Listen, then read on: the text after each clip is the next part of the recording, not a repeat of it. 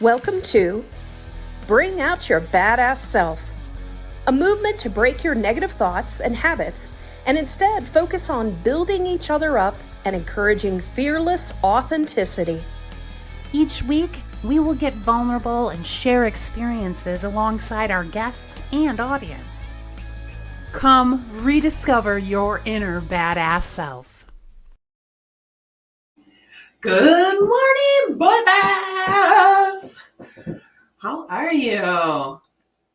I am by myself for the first, 5-10 minutes max, I think. We've pre-recorded, so Sarah is in sunny Orlando for a Dell Tech conference. And it's been weird without her around. But we pre-recorded a really great session for you today. So this episode, we are going to be getting vulnerable, talking all about the law of rhythm and how it's, affected us. So get ready. I want to say hello to folks. So please say hi when you come in today. Hoping that we are able to hear from both our LinkedIn and our YouTube friends today. I am going to, while we're playing the video, I'm going to go out to LinkedIn and chat with all you. So I will be in the comments with you all instead of, being here talking. So that's one of the benefits of having, part of it pre-recorded. But I'm looking forward to it. And I think Sarah, if she's able, while she's in a session, perhaps, she's going to join us as well.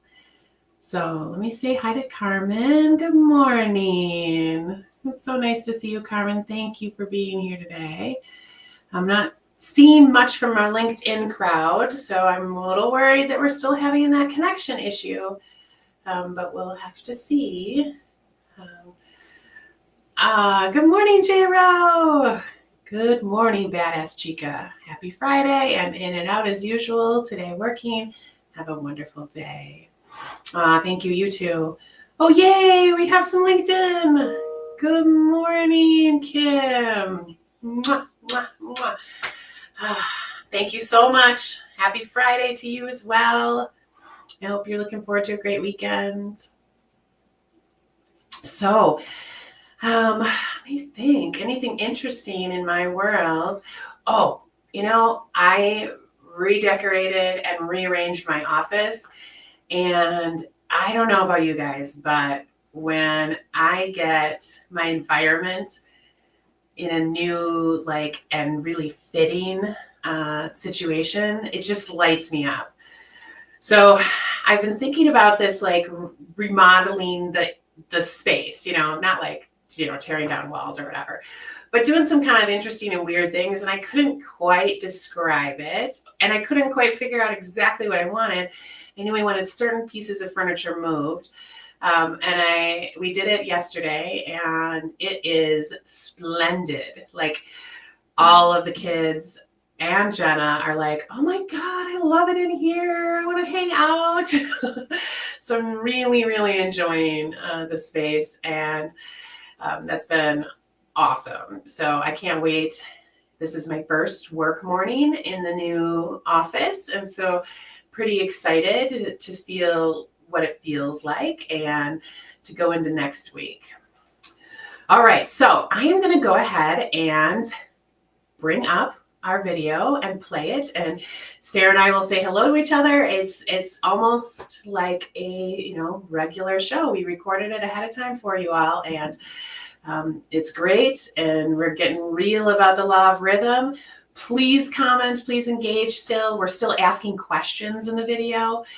Still, wanting to see some great interaction from you all. One more. I want to quick say hello to Jenna. Hey, baby. It's going to be a badass Friday and weekend. Yeah, it is. I'm so excited. We're going to have an awesome weekend. We're having some friends over. We're having a date tonight. Jenna and I, we're going to have a dinner in movie date, and then we're having friends over tomorrow, and she doesn't know this yet, but I'm going to recaulk the shower on Sunday while she's doing a session. So it's going to be a great weekend. All right, I'm going to go ahead and play. If any more of you come in to say hi, I will meet you on the other side in the LinkedIn world.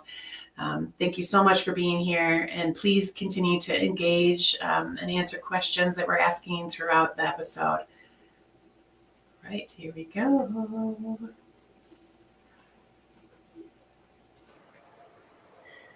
Hello, I do see it. Good badass morning. Good badass morning. How are you? I'm doing well. I'm excited about today's topic. Me too. Me too. I've really enjoyed the law of rhythm. I don't know about you, but like, and it's not always this way. So I think this concept we have of having an entire topic for a month is kind of cool, because I'm seeing things around me that are really relevant. Like I read a LinkedIn comment and I'm like, oh, law of rhythm, right? You know, like everything is law of rhythm right now in my mind. Is that happening for you? Yeah, it's like when you get a particular car and then all of a sudden you see all the cars. And I think us going into each topic in detail in different ways is going to be interesting, because instead of just hitting upon a topic and then sort of going off, Right. we're going to be going into it in different ways, which is a really cool concept. Yep. Yeah. So here we are, episode 4 in, right? You know, and I'm loving it so far. I think it's really great. So, but I mean, give us feedback thus far, you know, from our audience. You know, if you've been with us the past 2 years, you know, we jumped around a lot, which was exciting, fun. We always had something totally, you know, random sometimes, you know. And so I think that was great, and it's totally served its purpose. But let us know how you're feeling about the change. Yeah, absolutely. And as you guys are coming in and talking to us, Cate, just so you know, will be by herself essentially for this episode. So that's why we recorded it earlier, but we still want to hear from you and we're going to interact with you. So today it's all about embracing life's rhythm. And we're going to be getting vulnerable, and it's more about our raw stories. It's going to be talking about some of the things that we've noticed from a personal perspective, a business perspective, still some things to keep in mind related to the law of rhythm, but we're going to be diving into things about our own lives today. Yep, definitely.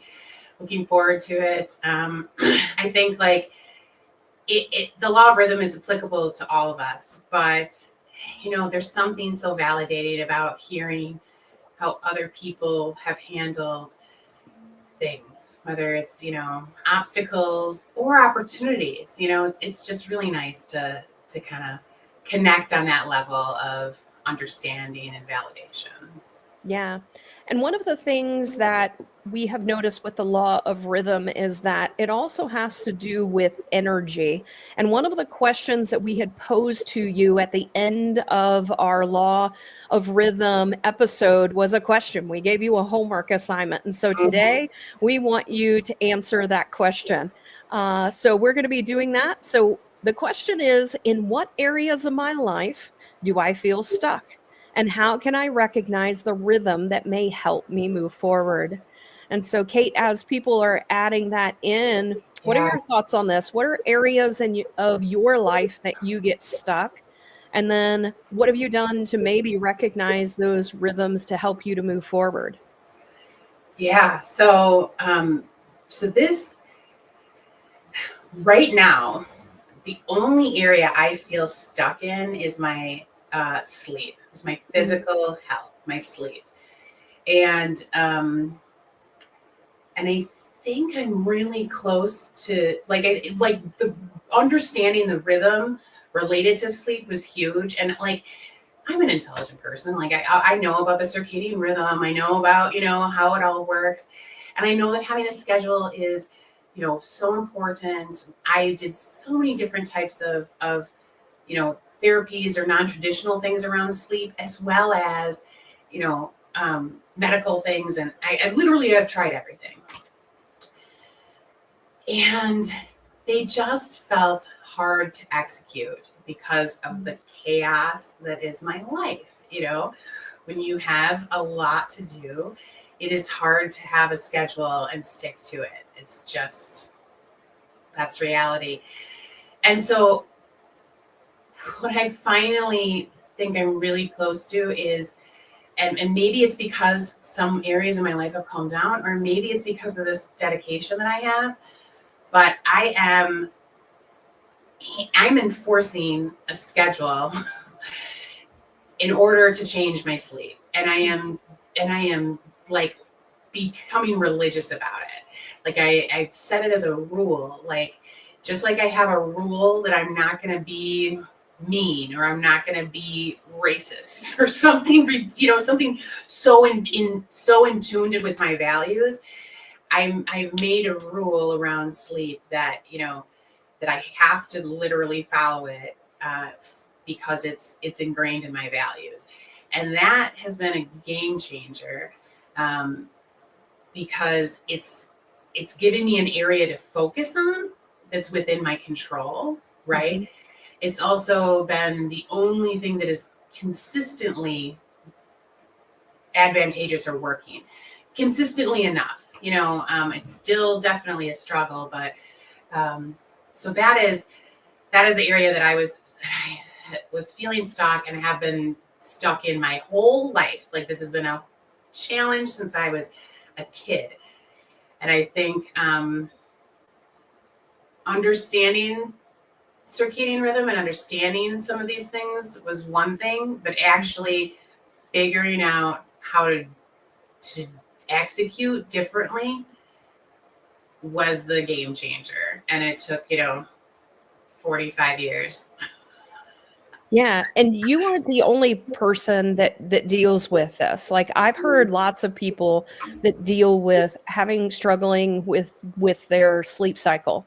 And that is an area that is so critical to just everything about you. So it impacts your health. It impacts your ability to be able to have the right energy levels for the next day and what it is that you're doing. It impacts your creativity. It impacts all kinds of things related to your life. So if you can't get sleep, then that really is impacting every single thing about your life. So what I want to do is sort of maybe break down a little bit. So yeah. Did you start to evaluate your energy levels or things like that? Like, what was natural for you? Yeah. So what I had to do, because when you get used to a lack of sleep, you don't really know what normal is, right? You don't know what energy should feel like. So I had to peel back the onion in different ways. So I had to look at, like, okay, what else is happening in my life that I think could be related to sleep, in order for me to, like, really truly prioritize it, because I was used to it. It was like, and I had just given up. I had just given up, like, this is who I am, and so one of the things I had to do is I had to look at, okay, what else am I dealing with in my life that is bothersome? One of the things is, like, I would constantly get sick, like, not sick to like, disable me, but I would, like, every 3 to 4 days, I would have a stuffy nose. I would have, like, drainage in my throat, and I would just not feel good. And doctors were like, well, it's got to be allergies, or it's got to be this. And I was like, it just didn't make sense to me, because it was the cycle was so short, and I could, like, I could feel better fast, or it could continue, but and so I finally realized that it was related to sleep. That if I had 2 to 3 to 4 bad nights in a row, that 4th or 5th day was when I was feeling it. And if I got a couple of good nights, it was better, and when I was on a med and it was working, because one of the things what happens with me in my metabolism, I have a very strange metabolism, but I get used to meds really fast. So when I was on a med and it was working, no problems. right? Once I got used to the med and I was having the sleeping problems again, you know, so like I had to track that for years to really understand it and make the connection. I also had to understand how much a lack of sleep was a vulnerability to my emotions. Mm-hmm. And I had to call it out loud. So I could, for the longest time, I couldn't change the lack of sleep, right? Like that was a constant and I was stuck there. But noticing that like it made me crabbier, or it made me more likely to forget, or it made me more likely to get sad, or, you know, other things, and call it out to the people around me, mainly. Like when I walk into the kitchen and, you know, at lunch, and, you know, I could say to my family, you know, I slept like shit. This is the first time I'm seeing you guys. I've been awake for 7 hours already, you know? So this is, you know, this is maybe the start of your day, but I'm getting tired. So, you know, if I look tired, or if I look annoyed, it's because like, I'm really, you know, I'm tired. And that's why I'm not, you know, instead of ignoring it, like what I always did before, not really seeing the connection, you know? Yeah. So I know that, you know, I've reached out to you, for example, and you're like, hey, I'm about to go to bed, like, can't have a conversation. And I'm like, oh yeah, absolutely. You know, very much wanting to honor that, just because when you find a cycle that works for you, you gotta stick to it, a routine. You know, in anything, when you find a routine that's working for you, you need to stick with that. Do you feel like that has been helping you?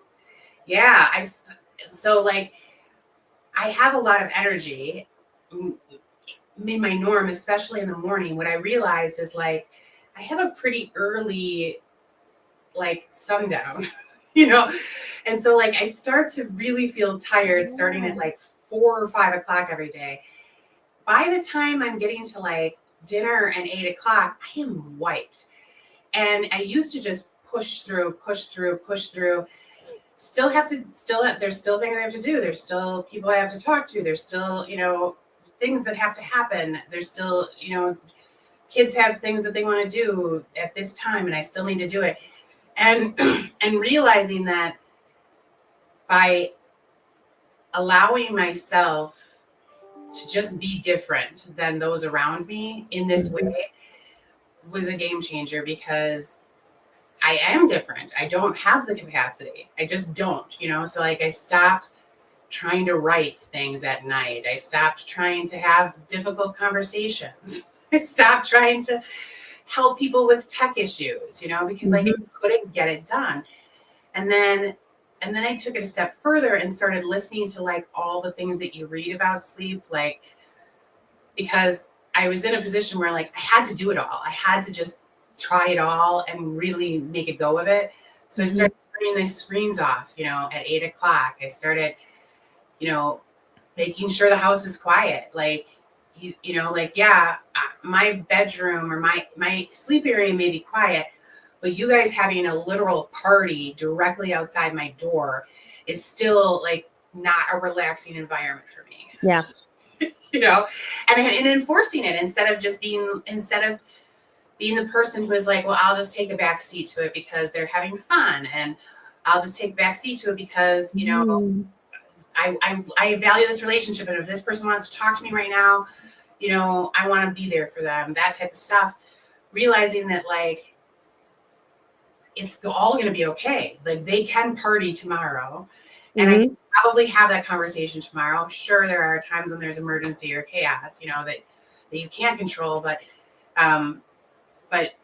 allowing myself to like nurture me in those moments was huge. And luckily I have a lot of support in Jenna to make that happen, because, you know, she's right on board with wanting me to fix all of this and to break this pattern too, you know, so. Yeah, that's great. A couple of things that I noted is, one, you have supportive people around you that are encouraging you and want this for you. Yeah. It also Right. is requiring you to honor yourself and to say, Yeah. you know what, this is what I need. And sometimes, not sometimes, a lot of times I was putting myself in the back seat when I really needed to put myself in the driver's seat. Like, this is what I need. I needed to honor what it is that I need. And then I also need for you guys to understand how you can help me. Because Right. I can't tell you how important sleep is. And I, knock on wood, I have always been a really good sleeper. The only time that I haven't had as good a sleep was when my daughter was born. I don't know, that motherly instinct sort of kicks in, and all of a sudden, like, I used to be able to, and I finally got back to this, but I used to, helicopter was outside, fire alarms going off. No, I just kept sleeping. Like, I am a solid sleeper, and Yeah. which is also a little scary because the fire alarm's going off and you're just sleeping. Right. Right. Uh, but my husband is the opposite. He has certain times he goes to bed earlier than me, and in Mhm. some ways he is up earlier than me. Mhm. He has like just a rhythm about him Mhm. in waking up. But I really love the fact that you honored yourself and also advocated for yourself. So how much Yeah. sleep have you been getting? Well, it's been better. So, like, last night I think I had almost a pretty normal night. Last week was a struggle, but I just kind of kept to the schedule, and it slowly improved. Nice. So, just staying consistent and doing it has been the trick, Yeah. and then it has been the most helpful. I also just want to note, because this has been so hard being a mom, being a daughter, you know, um, it's been really hard. And with one of our kids, who's still pretty young but out of the house, it's been really hard to turn off that phone, because we are so used to being accessible, right? Yeah. So it's been hard for me to realize, like, yeah, something could go wrong in the middle of the night and you might not know about it. Like my dad could end up in a hospital and I would not know about it. And that would be a hard pill for me to swallow. Yeah. Um, but at the same time, you know, to be honest, we had that experience. Jenna's mom lived in our home and she passed away, like, or got very close to passing away. I mean, they had to bring her back to life several times once the ambulance got there. But we had a newborn, so we had our phones, on silent, and she tried to get a hold of us many times throughout the night, and we had to wake up to that, or later, reflect on that, like, shit, she left us voicemails. She tried to get a hold of us, and we survived. Like, life still took its course. Yeah. Jenna's mom still died, and we're still okay. And yeah, like, could it have been? Could like You always wonder when those bad things happen, like, could something have changed or could something have been better? But, like, at the end of the day, those things are just the thoughts and what ifs, Mhm. and they don't really change the big picture. So I've had to literally walk through the worst case scenario. Like, worst case scenario, Oscar gets in a car accident and I don't know. You Mhm. know, will knowing make it better? No. You know, will knowing that my dad is in an ambulance on the way to the hospital make it better? No, I'm not a doctor. I'm not there. I can't do anything.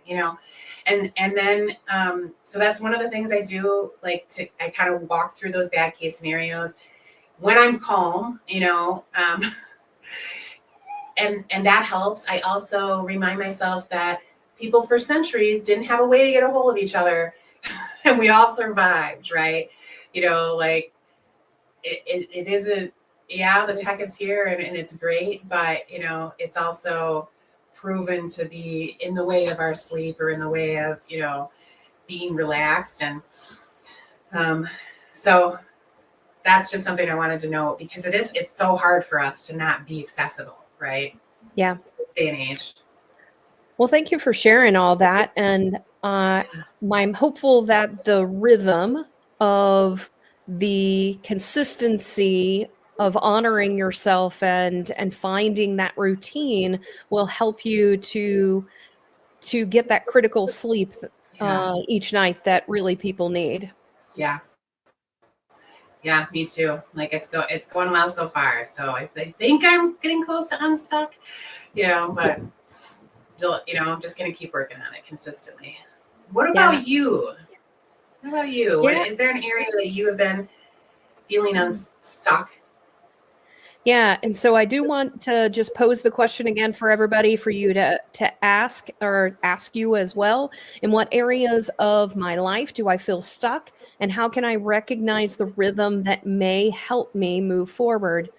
One of the things that ended up being very sort of eye-opening to me, Mhm. an area that I always felt stuck, is that through the human design, learning more about that, and understanding that I'm a projector, one of the things that I'm supposed to do is to allow people to come to me.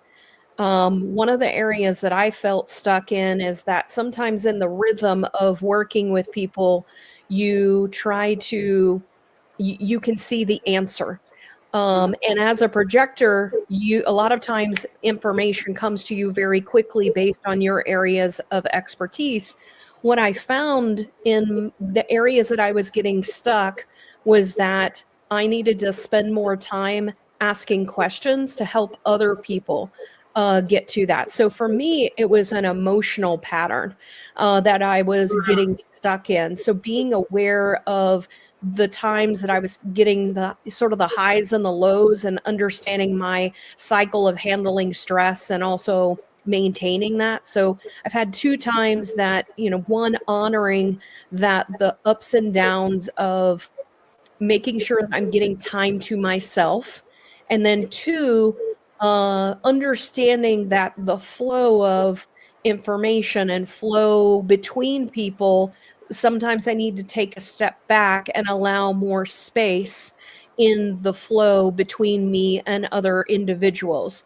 And so it's been interesting just to do that and to sort of step back in the energy and how then receptive sometimes people are, but also recognizing when that energy flow isn't there and being okay with it and just moving on, just going maybe they'll come back to me. Yeah. And that's okay if they don't too. So for me, it's more been about emotional and energy, with people and sort of exchange of information. But it's also been me honoring my energy as well, being a projector. I don't have a lot of reserve energy, learning more about it, which made total sense. And I was like, oh, I'm like, this is why I get I have certain aspects to me, and I understanding we talked about the biorhythms as well, so honoring that energy level as well. So whenever I'm feeling down, just honoring that and saying, "You know what? Don't push yourself. Like, just spend time rejuvenating yourself and resetting yourself." So it was also that, and as I get off work, for example, I had to have conversations with my husband. I can't just automatically jump into that. I need some downtime. So it was having that conversation as well, that I need some time to decompress instead of immediately now jumping into other things. Hmm. Yeah. So in the past, you weren't, and like, correct me if I'm wrong, but I want to kind of unpack it a little. So in Mhm. the past, you weren't giving yourself that. So then did you see yourself getting extra exhausted or getting frustrated when you wouldn't when you wouldn't want to, or there wasn't like good enough reason for it? Yeah. Is that the type of stuff you were experiencing, like emotionally, when you weren't giving yourself that time to decompress? Yes, Yeah. absolutely. I would get frustrated. I would get overwhelmed. And sometimes to the state where my body was like, okay, well, I'm going to take over. I had certain Yeah, situations. So, I for remember that. Yeah, so I've had 2 times in my life, and I think I've talked about this, where I've had a seizure, and it was me really understanding that that had to do it's called non-epileptic seizure, Mhm. which is really it's a psychological thing. So it was honoring the emotions. My emotions were taking over, and it was like, "Okay, well, we're gonna shut your body down. Like, you're not doing what you need to do, so we're going to do this." And this was something early on that started in my life that I would get sick, for example. Now Yeah, I ended up that's taking what I care. remember. I Yeah, remember like it was almost cyclical. We could be like, okay, Sarah's been working hard and hard and hard, had millions of projects on her, yep. and like shit, she's gonna get sick. Yep. And every time I traveled, now I don't have it anymore. I think part of it is I had my tonsils taken out because they were so bad over the years of just, being infected and things like that. I ended up taking care of that at age 40. I had my tonsils taken out, and then I also honored I need some downtime. Like, Right. and also not getting to that point. So for me, I'm taking more times to meditate and, downtime, giving myself downtime more often versus working, and then I'm just out of energy and I'm killing myself and my body is just like, enough. Like, Right. you're not Right. helping yourself at all. So for me, it's more about a flow. So it's like, I'll go up, I'll work a lot, and I'm also going to honor myself, and I'm going to have some downtime to Yeah. just rejuvenate and reset. Yeah. Yeah. So I've had the same experience in my life. The two major times that I broke my foot were times when, in hindsight, I needed to be still. Mm. So the first time was in 2009, and I was in a relationship that wasn't the best for me, but I was in love with Jenna, and she was trying to figure out her path with her husband, and with her like being wanting to be in a gay relationship, and a mom that didn't support it, and and being afraid of what that would look like and feel like, and it was a different world in 2000, early 2000s, right? So I broke my foot, and it was, when you're in bed and bed rest, you're with your thoughts a lot more Mhm. than and it became really clear to me that I needed to get out of the relationship I was in once and for all, because it was a back and forth. I was with Jenna, then with this other woman, then with Jenna, then with this other woman, and then with another, all over the place. Because I wanted to be with Jenna, and I couldn't, and I couldn't just do that because she was married to someone else. So I it was when I was in bed and I realized, you know what, you love this woman, and she loves you, and it's just going to take her more time to get to where you are, and that's okay. You have time, and I just reached out to her and said, okay, I'm done fucking around with anyone else. I'm going to wait. I don't know how long it's going to take, but I have time, and I'm going to wait and just do whatever it takes to get to where I am. And she was like, she was like, that's, she didn't say it, but I mean, that's basically what she needed to hear. And shit started happening fast. And all of a sudden we were together. Mm. But, had I not broken my foot and had all that time to think, I would have continued in that crazy pattern I was in. And we may not have ever gotten together, And Yep. then the other time was more recent, and it was right before there was a huge crisis in our family. And I really truly believe that I needed to be stable, or it would have been a disaster, and it was still a disaster. But I really believe that in hindsight, the universe put that in way for us in order to create a position where I was on bed rest yet again, alone with my thoughts, figuring out, how I was going to get through it. Yeah. I mean, this really goes in well to our next question, which is what lessons have I learned from past experiences that seem to follow a rhythmic pattern? And Yeah. so we all have different things that we go through and different rhythms, things that we repeat. So think about people that you get into arguments with, Yes. or the types of arguments and those patterns that happen there. And then, the things that are going on in your life as I think a lot of people, it's interesting that one of the things that I found is that a lot of people think when something happens to them, it's happening to me versus it's happening for me. Right. And when you change that perspective in as those things happen, you have the ebbs and flows. And the reason I have found that those challenges happen is one, like you said, to be reflective. Like you weren't taking time to be reflective. Well, I'm gonna limp you and make you make you sit in bed to Yeah. actually reflect. And so when you think about those things that have happened to you, think about it in how it's actually for you. And I Yes. think that that is some of the rhythms that happen in our life to remind us of whatever the lesson is that we're still needing to learn. Yeah. Yeah. For sure. And there's like micro rhythms, right? So Mm. uh, think about a fight with like your spouse. Like there's like a pattern to the fight, right? Like you're pissed off. You guys do this.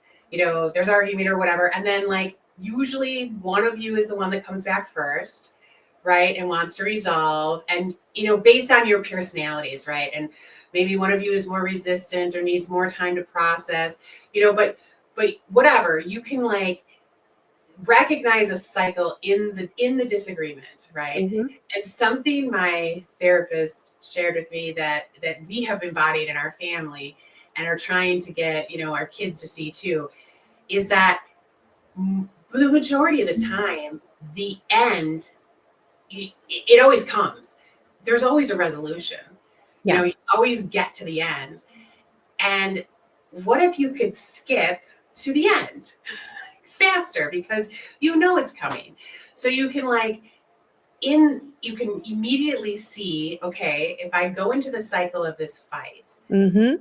and this, I'm going to have all this stress and still get to the end, but all that stress creates like memories, creates critical voices, like we say shit to each other that we don't mean, we have a memory of that later, Mhm. you know, and is it necessary? No, because we still get to the end. So think about those types of patterns too, and how you can use the law of rhythm to disrupt them. Because if you take out, that cycle and just accept, like, yep, we got into a fight, but we can avoid all of the bad stuff if we skip to the end and we allow ourselves to just go there. Let's just go there faster. Let's avoid, let's just get there and then move on with our life and just continue the ebbs and flows, right? But then it's completely okay. It's completely okay that we dipped down here, right? That we did things that we didn't want to do and got into a disagreement. Yeah.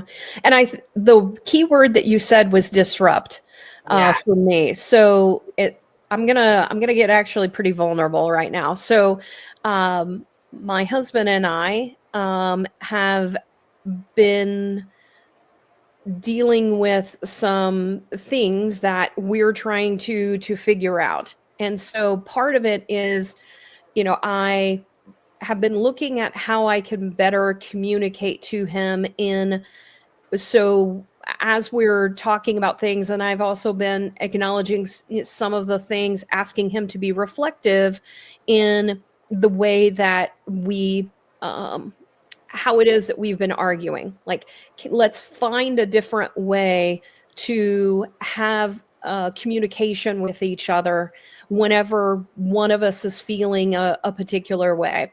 Right. So it was funny yesterday. I something that I've been chatting with him about that's been bothering me. He was in the car and I ended up texting him. So instead, I actually ended up texting him how I was feeling, but I also felt like I did a better job I got rid of the yous, like you make me, all of those types of things. But it was like, I've noticed. And so what the challenge is what I explained to him is I would like to have him reflect upon something. And I told him that I know that he loves me and I know he also loves being with me. And whenever I'm saying loves being with me, I'm talking about sexually. So just to be clear. And I said, so what is also true is that I also feel like sex is the only thing that I'm valued for at some times. And so I said, it makes me feel relegated to like a sex object. So I said, what I love is that my husband fucking wants me. The Right. thing is that feels great. he also fucking wants me all the time. And so anytime I ask any type of question, like, hey, what do you want to do? He's like, you know what I want to do? Like everything is about, having sex with me. And I'm just like, oh my God. Like, I also want other things. Like I want to feel more connected to you. Like I would love it if you said something like, hey, I really want to get in the hot tub with you, or hey, I just want to cuddle, or hey, I just want to talk to you. Like everything is about this. And it makes me feel that, that's the only thing that you value about me. And so, he spent some time sort of, reflecting upon that.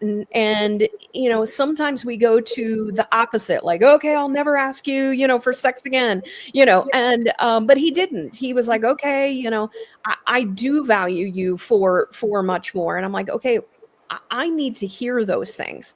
Right. And so I know you do. It's just every time anything comes up, it's, I want you. And I said, he goes, well, I'm sorry. It's just so fucking good. I'm like, okay, I get that. I'm like, I also need for you to value other stuff about me. Like there's more about me. And so it's figuring that out. And I just told him, I said, what I'm concerned about is I'm getting to a point where I feel like I'm starting to equate sex to a negative instead of a positive. And I said, and I don't want to get to that pressure, right? Yeah, It's like that's what I told them. I said, I feel like it's almost like a job. Like if, and we were having sex 3 times a week. And sometimes I'm just like, I'm exhausted. I almost feel guilty for saying no. And I said, and I shouldn't feel that way. And so, I love the fact that we're like, when we have sex, it's amazing. Like we're great together. I also want to feel closeness in other ways. Yeah. And so it's figuring that out. But we started it through a conversation where, I ended up doing it via text this time instead of like the emotions erupting and stuff like that. But I also needed to honor how it is that I was feeling. So again, it's a pattern. Like the pattern, that of how you're feeling, and when you're disregarding how you're feeling, how can you actually then have the conversation to say, this is true and this is true. Like I Right. know that both things are true. How do we work through this where I'm also feeling valued in other ways? Yeah. Yeah. Yeah. Thank you for sharing that. That's, I think it's I think what you did was you figured out, okay, the way that we've been communicating about this hasn't been effective thus Mhm. far. So it's time to figure out another way, Yeah. right? And you took that step instead of allowing yourself to just get in the pattern of, okay, I'm gonna get sad about this and it's gonna Right. come up and I'm gonna express it and nothing's gonna change because he's not really getting it. Yeah. Right. And so you needed to change how, like, he wants to get it probably, He does. right? But he wasn't, if he was able to, he would have, right? Because to him, there was like, if he could get it and make it you happier, there would probably be an upside, and I probably could create more sex, maybe. But, at the end of the day, there's still, an upside of feeling more connected, and, and so he would have wanted to do it if he was able to, right? Yeah. And so I think what you did is, instead of being angry about that, Mm-hmm. or taking that personal, or whatever, you just decided that you were going to be the one to try something different to help him get it, right? It was Yeah. your opportunity, instead of, and that's been huge. That was a huge thing for me and Jenna too, to recognize that we never want to hurt each other. Like, we Right. don't. We're obsessed and we love each other so much, and we want our relationship to be smooth sailing. Who doesn't want that, right? Yeah. So you recognize you don't want to hurt each other. So it's all of those things are an opportunity to seek a different way, to figure out a different solution around effective communication, right? Yeah. Because I think a lot of times we feel a certain way, and then we're like, oh, but how do I express this to this person? And then you try to express it, and then it becomes a fight. Then it's something you become even more, like, it just pisses you off even more, like when neither of you are hearing each other. And also where, I think it's also sometimes what I've learned is the delivery. I've been learning better ways to express how it is that I'm feeling. Like, I know you feel this way, and I also feel this way. I also Mhm. feel this other way as well. Mhm. And so Right. it's one, honoring that and in dealing with it before it becomes something where you're taking it like, okay, well, I'm just going to do this. And that ends up being worse for your relationship. Then you got to now unwind and Undo figure that. out, undo that. And so Right. it's figuring out, it's like, okay, but here's how I'm feeling. What is it that I'm actually needing? And is that something you're able to give me? Right. Because that person may not be able to give it to you as well. So then what Mhm. are you going to do? Right. Right. Yeah. And if you have a mind, if your focus is on resolution and effectiveness, Mm-hmm. then, you have an easier time accepting, okay, that person can't give it to me. I did everything I could within my power to express it, and they understand it, and it's just not, a possibility. So, I, in the vein of effectiveness, I'm gonna have to seek that elsewhere. And um, and those fights that we get in are those, and they don't have to be just in your relationship. They can also, or disagreements or conflict in business world, in your job. But if they are like, a lot of times they're the same thing with the same person, right? Just maybe delivered up in different ways. And that becomes a habit. Like, this is what, Jay and I do. We have this argument around sex, Yep. and it's the same, and it's been the same, and it becomes a habit, which is a cycle, Yep. right? Like, Exactly. it becomes, and if you want to have a different resolution, you have to understand what the cycle is, and then figure out a way to create a new cycle. Yeah. And so when you think about your life, we have like energy level cycles. We have creativity cycles. So when are you most creative, and recognizing that? We have work life balance, cycles of, when we need breaks, when we need to honor ourselves. We've talked about emotional patterns here. There's also goal cycles that I think Yeah. are really important as well. So recognizing when you're most driven, and most of people do it at the beginning of the year. But is that, is there something there? Is that true? Why do we do that? Is that just because of a seasonal thing and a trend Mhm. thing, or what it is that other people do? But is that really something that's relevant to you? When are you best to sort of identify your goals and understand how often you should set them and achieve them? And this was one of the things we even talked about amongst our meeting. And some people said, oh no, I need to do like goals that are every 2 weeks, for example. And Mhm. other people, need longer term goals and then breaking them out. So Right. understanding how you work best. Yeah, yeah, and trying different things perhaps, So Hmm. um for a long time I kind of resisted the New Year's resolution type of thing. I also felt really drawn to the fall, like as a time for planning. And I think that was Hmm. because, like I felt like September was the beginning of the year.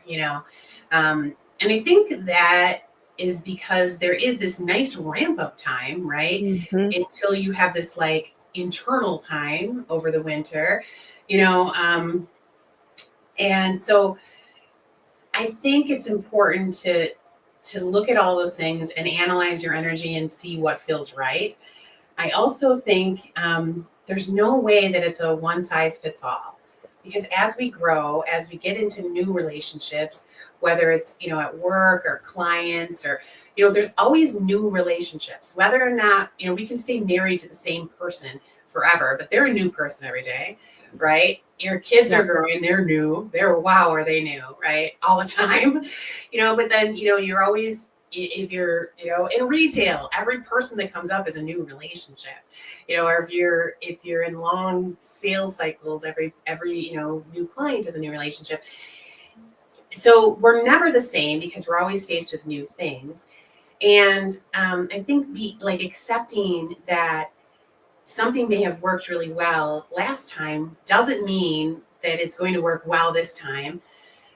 And if it doesn't, that's okay, and it's totally great to seek out another path, right? And try something different. Hmm. Um, so I this year, just the way it kind of worked out, the beginning of the year felt really right for me to do like some goal setting and some planning. And so I'm doing it, and I'm trying some different methods. And I'm so like different philosophies on goal settings, and Yeah. I'm liking it. And I did some and I felt it brewing in the fall. So I did some exploring. I checked out some different frameworks. I, did some different things to try to like figure out what I might like heading into this season. Hmm. Yeah, and I think, as we sort of go into sort of the business side, we've talked about the Yeah. personal side of things. There's also business aspects that I've really noticed as well. So, cycles that I've noticed even in industries, for example. And one of the things that I always say is that I just watch the AEC industry from a technology perspective, and I know that, at least a decade later, they'll then start doing things. And that's not a diss on the AEC industry. It's just the way it is. Yeah. Just It's the because nature of it. It's very yeah. physical. Well, when you think about like the bell curve, on things, that's a cycle. So you have your people that are going to really want to be on the forefront. And those are typically the technology type firms because Mhm. they're inventing stuff and they're doing things. Then, as you go up the bell curve, then you have other individuals like the typically creative or things like that, which architects are creative as well. But for whatever reason, they tend to be more on the backside a lot of times when it comes to technology and adoption of technology, more on that back end of that bell cycle. So when you Mhm. think about technology cycles, there are different things related to that. So when we look at innovation and different things that have come out, and then how quickly now from a technology perspective, things were very slow in the past. Things are continuing to speed up even from a technology perspective, and there's like a phasing out, I feel like, that is even faster these days when it comes to technology. Mm. Yeah. Right. And so that cycle is rapidly changing. Mhm. Rapid. And there are just industries that are more adept at handling that rapid change. In fact, they're built upon it, right? Yeah. And then there are others that need to like stay in their rhythm and their course, their path, for longer before they, allow a change. Yep, exactly. And Yeah. then when you think about even what you and I do, so a sales cycle, for example, Mhm. the sales cycle is we're generating leads, which is the forefront, which is what you're doing, the qualification process. And then, how are you then working with that person to generate more of a connection with them Mhm. in preparation for eventually doing a proposal. And then, as you're looking at those types of things from a sales cycle perspective, it's then the handoff and closing it out and then making sure that you're following up. So understanding those patterns as well. And one of the things that I also found is that the HR cycle, and I did a presentation on this, how they mirror each other. So it's understanding what you're doing in each of those cycles to understand how effective you are. So if we don't recognize what the cycle is and then evaluate each area of the cycle, we then may be missing out on how it is we can be more effective during each of those phases of the cycle. Yeah, right. It's like instead of just being there receiving, constantly on the receiving end, we in business have figured this out, I think, better than sometimes in our personal life, is that we can be proactive and analyze how things have happened in the past and what we can recognize and then leverage to be, more strategic or to get it done, right? Mm-hmm. And differently. So that that cycle is, and that like aspect of understanding the law of rhythm, I mean, that's what it's really about, is about, the observing those patterns and Mm-hmm. those rhythms. Yeah. And I even had this conversation with our sales manager because we also have to understand the ebbs and flows of a business. Right. And we're not always going to be growing, but why is it that every firm has themselves Right. growing 15% or whatever it is every single year? Well, that's not always going to be true. Like you have to have also some downtime to reevaluate things that are going on. And so this year I even talked to my sales manager and I said, I think this is going to be a growing year. So when you even look at like a football team or a basketball team, or a team that has Yeah. people coming in from a freshman and then a sophomore and then a junior and a senior and all of those types of things, you don't expect them to be winning every single season. We even call it a growing season. And so I even told him, I said, I think this is going to be a growing season, Right. meaning that there's going to be certain things we're going to grow and we're going to really kick ass. But I think we're in the process from a sales perspective. I think this is a growing year. And you got to recognize that instead of killing people, because what happens is if you don't honor those cycles and what it is that's happening, even with like tech support and things like that, like understanding those types of things and how you potentially are burning people out. Like if they're working 16-hour days and you're not allowing, like what are you going to do to allow for the downtime in that cycle? You're going to burn people out. So it's understanding that. It's also understanding the ebbs and flows of the financials as Right. well. You're going to have times that you're killing it. What are you doing in that process of making sure you're efficient during that time period?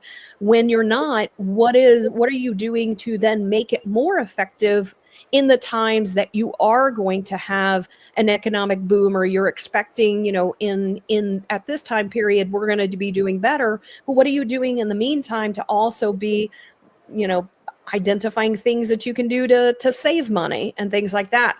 And then Right. think about that from a personal perspective. Like we sometimes will spend, but what are we doing to save?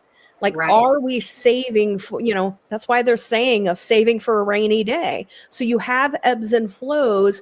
You're going to have, the refrigerator go out. You're going to have Right. shit that's going to happen. What are you doing to make sure that you're prepared for those types of things? Because it's a cycle. It's an ebb and flow. It's going to happen. So what are we doing to prepare for that? Yeah.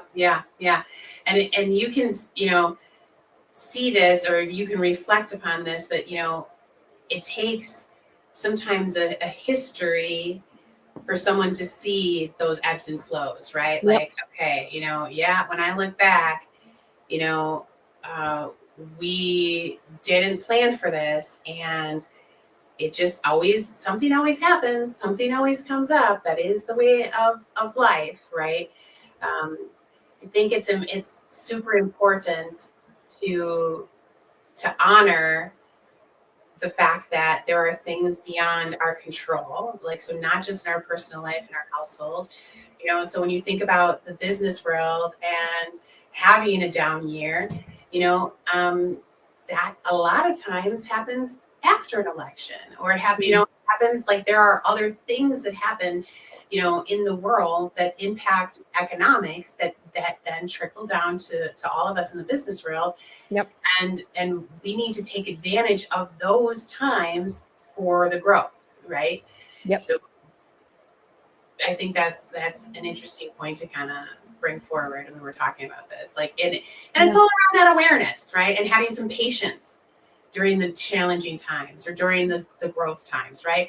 Yep. Like, sitting back and, like, not winning a lot of your games the season that you're growing, that's not as exciting. That's not as fun, right? But you got to have some patience that this is building. This is getting us to where we want to be, hopefully, in 2 years from now. Yep. You got to have a longer view of the things going on in your life, whether it's business, whether it's personal. What do I need to do now to help me in the future? And I think that a lot of times people just want now versus, okay, this is a growing year. Like, think about yourself personally. Like, okay, I've gone through this shit. There was a purpose, and it's a growing year. Right. And that's okay. But know that the good times are going to, be coming as well, as long as you're identifying the pattern, you're identifying the things you need to do to be able to get there. Yeah. And we all cycle differently, right? Every business cycles differently. Every economy cycles differently.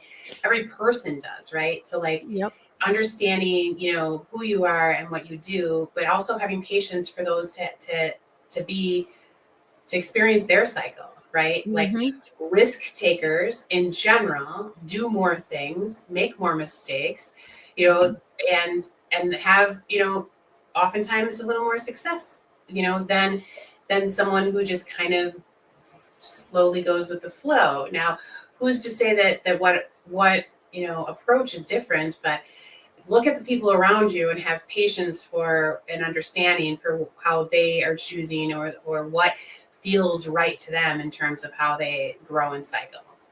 Yeah. The other thing that I would say is that sometimes we end up doing things from a short-term perspective, short-term gain, and ignore the long-term gain that actually could be better for us. Yeah. And I do notice that sometimes in business, that the decisions that we sometimes make are good for us right now, but in the long term, is that the right decision? And so we sometimes will get pressure, like, we need this type of sale, go. And I'm like, hang on. Like, let's look at, like, what it is we're doing, because that sometimes the choices that we're making now could negatively impact us in the future. So let's, evaluate, is this fitting in with our values? Is this fitting in with how it is that we're wanting to strategically grow in the long term? Yeah. Sometimes it doesn't make sense. And sometimes we're so focused on that short-term gain that we're ignoring the negative impact that may come down the road. And that's one of the things that I feel like I'm really good at, is evaluating that, and also looking at the history of things, going, hey, by the way, did you know that we're repeating history here? Right. Let's talk about this. Yeah. Right. And let's figure out a path that's going to lead us down to, be as effective as possible. Yeah, exactly. And so today, we really have talked about some key things. We talked about cycles and patterns. So recognizing what those patterns are. We also talked about previously understanding the different, the circadian rhythm, the biorhythm, what patterns are showing up in your life, understanding, like we talked previously, the lunar cycles, seasonal cycles, all of those types of things. But we have our own individual patterns and the challenges that happen. And so it's really understanding that we're going to have those challenging times. We also know that they're often followed by periods of stability, of growth. And so Mm-hmm. it's just recognizing that and honoring those types of things. Right. And then the next area was really emotional and mental stress. Yeah, definitely. Right. That we have the law of rhythm is so deeply connected to radical acceptance, because it is that understanding is really, the acceptance of a challenge, what it brings, and what could come after, and how it relates to everything around us, and the energy that it requires to get through it. Yeah, and there'll be times that we're going to experience peaks of happiness and productivity and creativity and all of those types of things. And we also need to recognize we're going to have down times. We're going to have times that we should be resting. We shouldn't really be doing anything. We're also going to have emotional states where we're going to feel sad or frustrated or go through those different emotions and those different mental states. But it's recognizing those things and how can we break the pattern? How can we manage either the expectation or our responses or just or do something different? Mm-hmm. Right. And at the same time, recognize that it is normal. It is inevitable. It is like we don't know what an up feels like if you don't have a down, right? Yeah. So it's a part of it, and every down, gives you a lesson, and so then you can create a different up for that particular issue and then move on to the next, because there's always every aspect of life has these waves. Yeah, absolutely. And so when we first acknowledge that the law of rhythm is in our life, that these things happen, we then can focus on how do we accept the cycles, the patterns, and then how do we adapt to it? What can we do differently? So to be able to, because ultimately what we're looking to gain is resilience. How do we maintain resilience without killing ourselves in the process? Right. Yeah, exactly. I think it's it was wise of us, of the 12 universal laws, it was really wise of us to start with this, because this is such a foundational one, right? Mm-hmm. And it we've all heard all of the euphemisms, around it, like everything, yin and yang, everything is its Mm-hmm. ups and downs, all of that.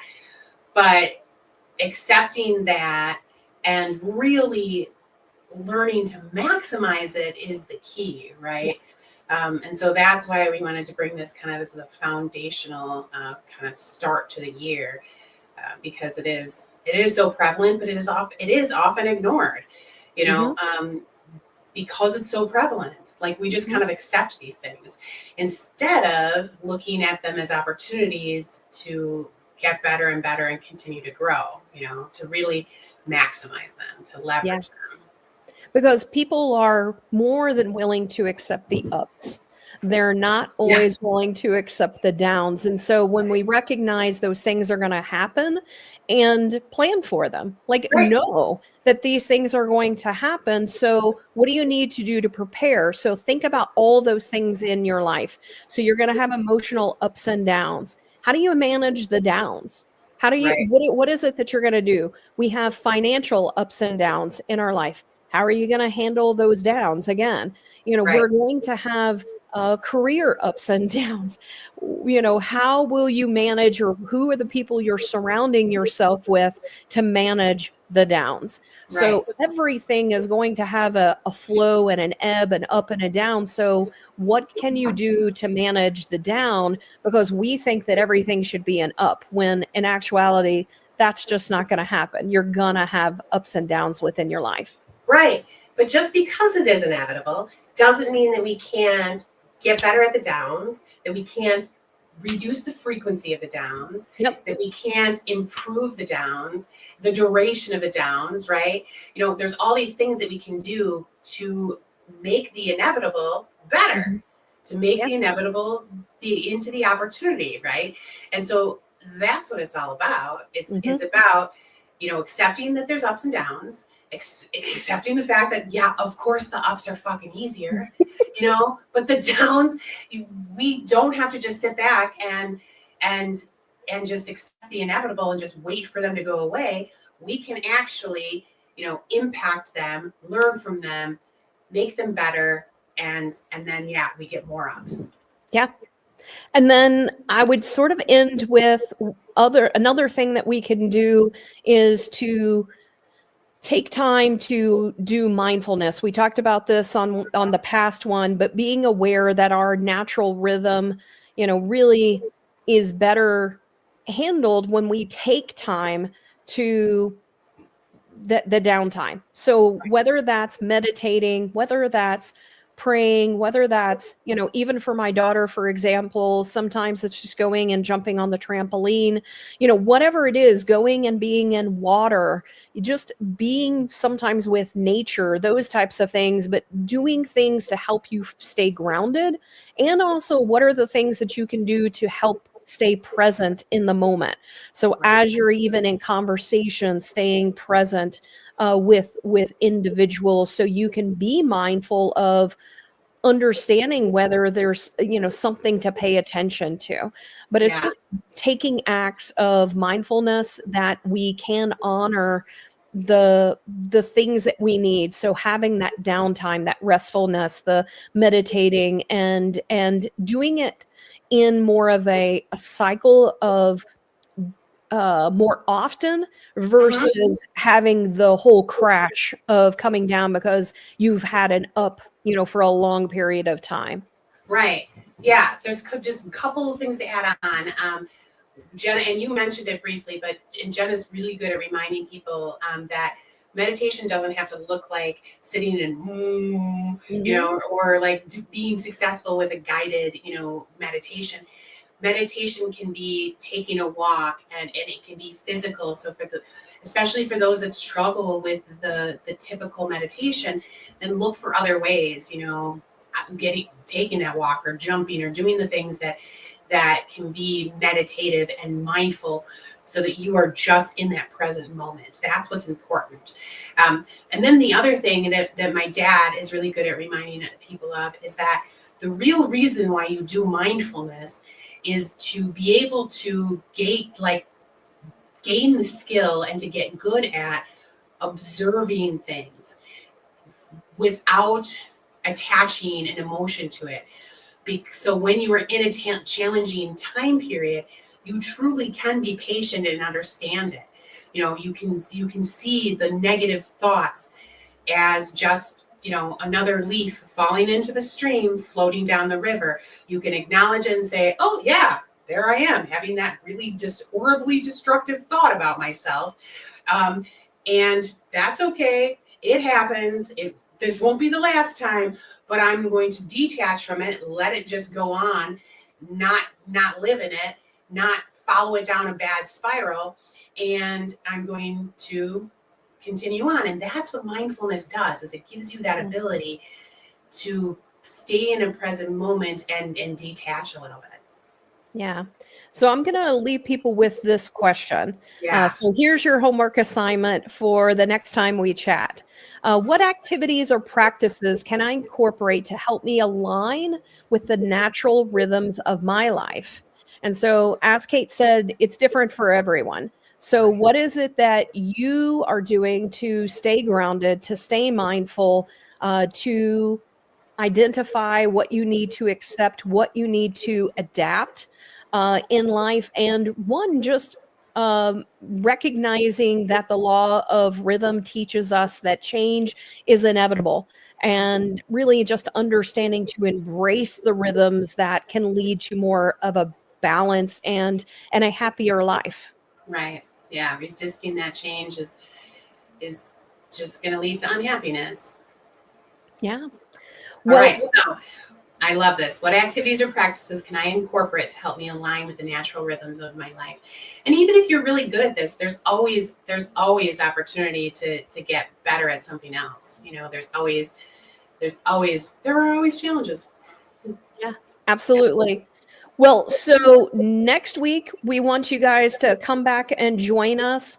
We're going to be having a panel, an unfiltered panel on, and we're going to be talking more about the law of rhythm, but we're bringing on two individuals to help have this conversation. And so come back and join us each week. And, you know, Kate, any final thoughts that you want to share on today's call? No, I mean, we've said it all. I think this was an awesome show today. We talked about the law of rhythm. We made it personal, and I hope we inspired you all to do the same, to look at your past challenges and your current challenges as opportunities to reduce that frequency and get back to your up. I did also want to say that, because we're getting closer to February, our next month, we are going into the law of oneness. So, this is about connectedness and really cool stuff coming up in the law of oneness. So stay tuned to that. And thank you all for being here and engaging with us. We really appreciate it. Yes. And thank you, Kate, for getting vulnerable with us today. And Me too. yeah, and for those that this might be their first time watching us, please let us know. Just say hello, even if you don't answer any of the questions, but just say hello to us. So we appreciate everybody joining us today. Yeah, thank you.